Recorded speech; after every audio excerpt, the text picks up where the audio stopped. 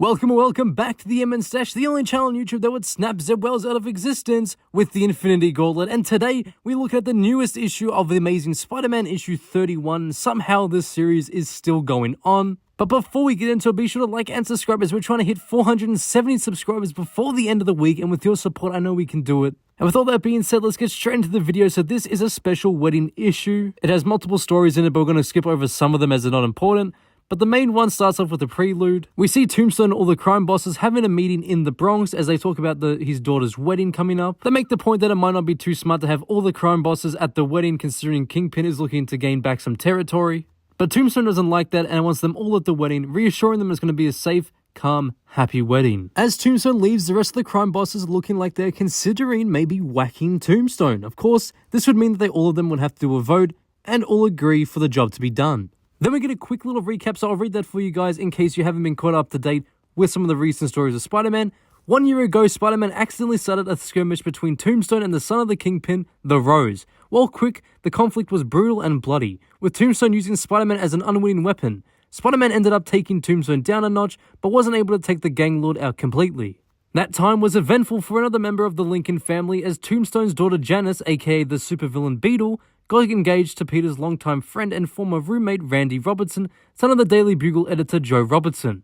At long last, the happy day is almost here, and Peter needs to prep for his role as Randy's dutiful best man. Now with the prelude and recap out of the way, it is time to start the proper story with Chapter 1, The Last Night. This chapter is split into two different perspectives. We've got Janice's party and we've got Randy Robertson's bachelor party. So we'll quickly go through Janice's party first. It starts off with a group of women being very unhappy that the table they reserved 3 months ago seems to be taken, none other by Janice and her supervillain friends. It is here that we're introduced to a new character called Michelle, who is a lawyer. Sounds familiar? I guess not. Anyway, out of nowhere, Felicia Hardy comes in and joins the party. Janice's friends are spectacle as first because she's basically a superhero teaming up with Spider-Man. We can also see that Michelle doesn't really make any friends during the party as they don't really like lawyers. And Michelle's like the mum of the group, basically. She's there to keep an eye on Janice so things don't go out of control. I mean, of course no one listens to her because they're a bunch of supervillains, and they all decide to go get their costume. This leads to the gang of supervillains to stop a Hydra shipment to a rival boss. Well, almost all of them. Black Cat and the Beetle are sort of having a heart-to-heart conversation, where Janice says how special Randy is, especially because a part of a good quality of him is how he wants her to stop doing crime. But that sort of awoken something in Felicia, because then she realized that Peter in a way stopped caring a long time ago. But before we get too far ahead of ourselves, we go to see the boys' night being very uneventful. It is just Randy and Peter sort of sitting alone. I mean, Peter's even just drinking water the entire night. Peter says that it's basically his fault no one was able to show up as he got busy and sort of messed up the invitations. Later on, Peter and Randy leave the bar, and Peter wants to basically call it an early night, where Randy gets very pissed and he says, "My God, I can't believe you did it again." Basically, he believes that Peter does this thing that was showing up late, leaving early. It makes everything about him. Tonight, letting him plan this was sort of giving Peter the chance to step up, to show up for your friend, and to make it about Randy just for once. As they go their separate ways, Peter goes to a carnival. Not to go on the rides, basically just to relax. He thought it would cheer him up. Anyway, Randy said to Peter that he talked to Josh. He was one of the people who was supposed to get the invitation. He said that he gave him plenty of notice. And he said that he told you he wasn't coming tonight or to the wedding. Pete and Randy share this very nice conversation together, where Randy realizes that Pete is his true best friend. He was willing to take the fall to save Randy the embarrassment, and ultimately to have a night of fun. Later in the night, Peter's surprised by a quick visit by Felicia where she breaks up with Peter again. Who would have guessed that? How many times has Spider-Man and Black Cat gotten together only to break up like a few issues later? No one saw that one coming. She realized that Peter basically stopped caring and in fact didn't even ask her to stop stealing once in a while. Anyway, they do that cliche, "If you need me, I'm always here." Peter says ditto cat, and that's how this chapter ends. Then we move on to chapter 2, The Big Day, with Peter being seen as the best man and greeting all the guests and walks them to their seats. It all seems business as usual, with the first guest we see being Aunt May, until unexpectedly, Hammerhead shows up. And it's a pretty funny scene in a way. Peter has to sort of greet Hammerhead and walk him to his seat. And then Peter realizes that all the crime bosses are there for the wedding. Later on, we see Pete meet Michelle. This is not the same Michelle from like the brand new day storylines. This is a totally different Michelle who's also a lawyer. And I swear to God, they better not be setting up a romance between them two. Anyway, there's a slight little tingle from his spider sense, but in a place full of crime bosses, it's sort of hard to pinpoint where the trouble is exactly coming from. Then we see Tombstone walking Janice down the aisle, and the ceremony is about to begin until we see a brand new foe coming out of the forest with his one goal to kill Tombstone. We see him shoot Tombstone with a bunch of bullets, which normally would do nothing as he's bulletproof. But this time it's a bit different.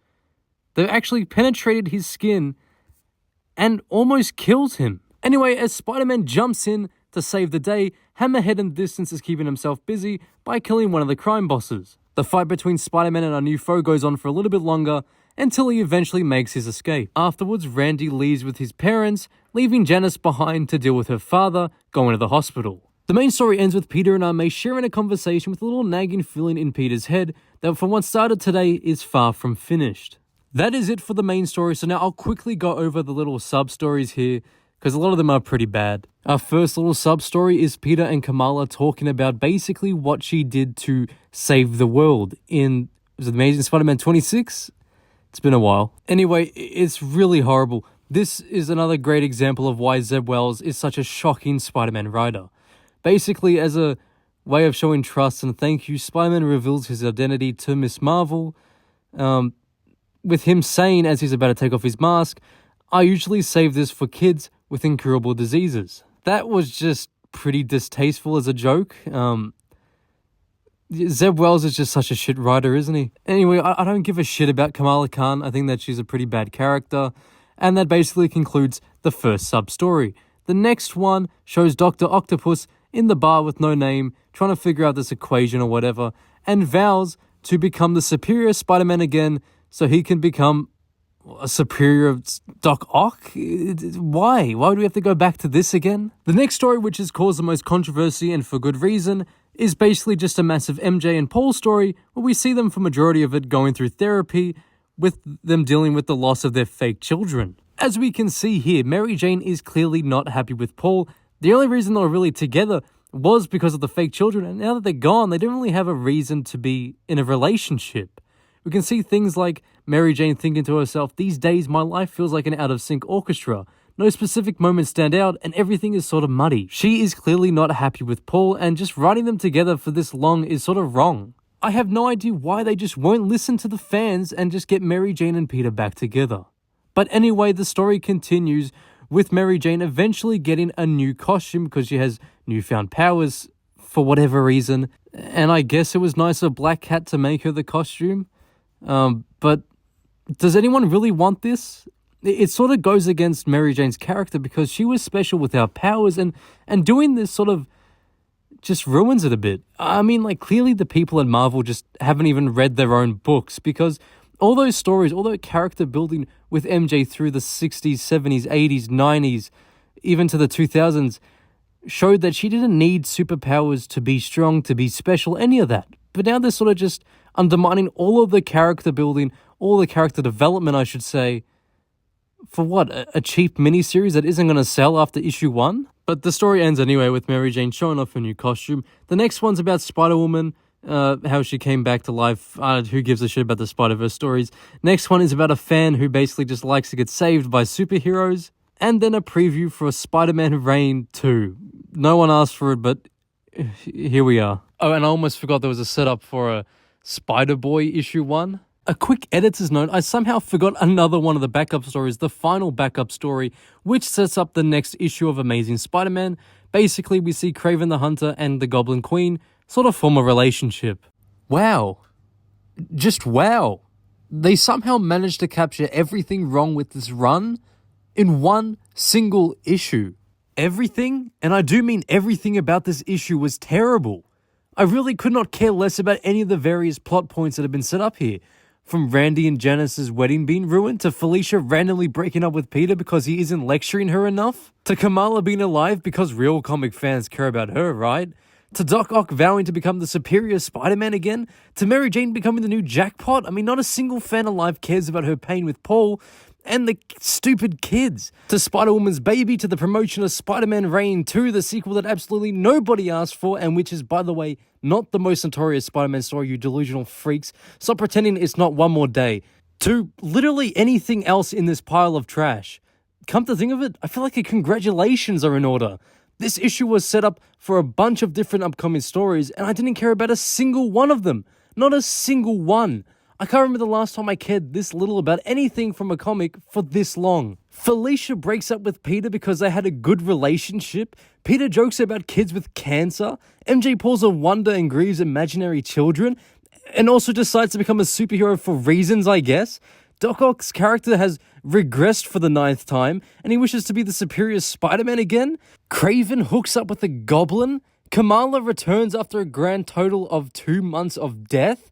Madam Mask is unceremoniously killed off. Zeb Wells and Nick Lowe, you truly make quite a team. I'm not. All right. Before I get carried away, let's move on to my thoughts on the main story.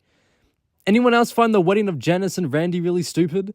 This relationship could work better if they maybe showed some sort of contrast between Tombstone and his daughter if she wasn't the Beetle. I mean, Robbie of all people should know better than to get involved with a supervillain, especially one related to Tombstone.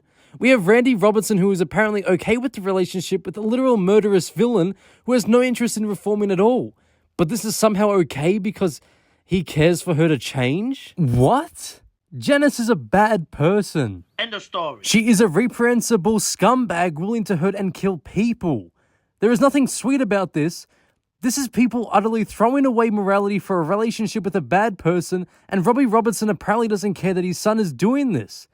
And his son's okay with it? And Peter is okay with it as well? And we can't forget how Peter brought his Aunt May to a wedding hosted by Tombstone and is shocked when things go wrong. What an absolutely atrocious issue. Oh, and how can I even forget the totally unbelievable breakup of Spider-Man and Black Cat for the, 250th time? And that's how Wells chooses to break Peter and Felicia up? Seriously? This relationship isn't toxic enough? Time to end things? Great work there, Zeb. You're the new Shakespeare. I'm not complaining that they broke up, but I know that we've known that they don't really work as a couple since the 80s, but I fail to see why Wells would even put them in a relationship in the first place. Felicia only showed up for a handful of issues in this run, and Wells did absolutely nothing with her even when she did show up. This was a waste of time for both characters and every reader. You know, the more I think about it, that's a good slogan for this Amazing Spider-Man series. A waste of time for every reader.